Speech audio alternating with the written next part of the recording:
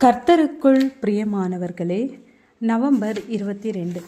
இன்றைய பனித்துளிகளின் தலைப்பானது இணைந்து செயல்படுங்கள். வசனம் 1 கொரிந்தியர் 12வது அதிகாரம் 21வது வசனம்.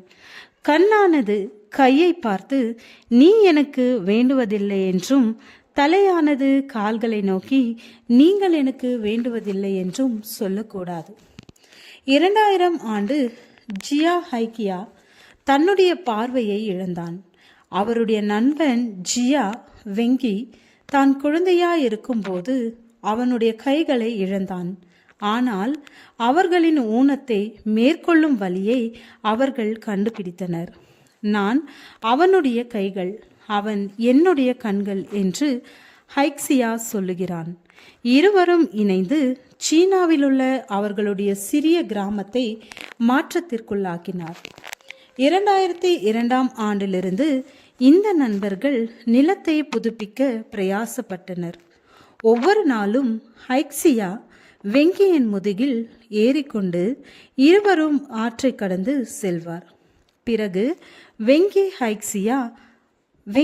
ஐக்சியாவின் கரத்தில் ஒரு பள்ளம் தோண்டும் கருவியை கொடுத்து அவன் தோண்ட தோண்ட அந்த குழியில் இவன் மரத்தை நடுவது வழக்கம். ஒருவர் குழி தோண்ட மற்றவர் அதில் மரக்கன்றை நட இருவரும் இணைந்து 10,000க்கும் மேற்பட்ட மரங்களை நட்டிருக்கின்றனர். நாங்கள் இணைந்து வேலை செய்யும் போது நாங்கள் ஊனமுற்றவர்களாய் ஒருபோதும் எண்ணியதில்லை என்று ஐக்சியா கூறுகிறான். நாங்கள் குழுவாய் செயல்படுகிறோம். பவுல் அப்போஸ்தலர் திருச்சபையை சரீரமாய் ஒப்பிடுகிறார். அதன் ஒவ்வொரு அவயத்திற்கும் மற்ற அவயத்தின் உதவி தேவை. திருச்சபை முழுவதும் கண்களா இருந்தால் அங்கு எதுவும் கேட்காது. எல்லா அவயங்களும் காதுகளாய் இருந்தால் அங்கு வாசனை இருக்காது. அவரவருடைய ஆவிக்குரிய வரங்களுக்கேற்ப ஒவ்வொருவரும் திருச்சபையில் பங்கேற்கிறோம்.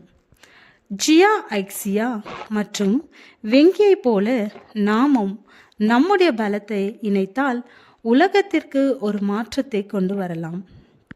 ஒரு புறம்போக்கு நிலத்தை சீர் செய்ய இருவர் தங்களுடைய திறமைகளை ஒன்று சேர்த்தார். இது செயல்படும் திருச்சபையை விளக்கும். என்ன அருமையான ஒரு உருவகம்! மற்றவர்களோடு இணைந்து ஊழியத்தை எப்படி நிறைவேற்றப் போகிறீர்கள்? இணைந்து ஊழியம் செய்வதில் பெருமிதம் வேறெந்த வேலையிலும் வராது. அதோடு ஆவியானவர் இணைந்து விட்டால் அது நமக்கு பேரின்பம். அவர்கள் ஒருமனப்பட்டவர்களாய் தேவாலயத்திலே அனுதினமும் தரித்திருந்து வீடுகள் தோறும் அம்பப்பிட்டு மகிழ்ச்சியோடும் கபடமில்லாத இருதயத்தோடும் போஜனம் பண்ணி இணைந்து ஊழியம் செய்தார்கள் என வாசிக்கிறோம்.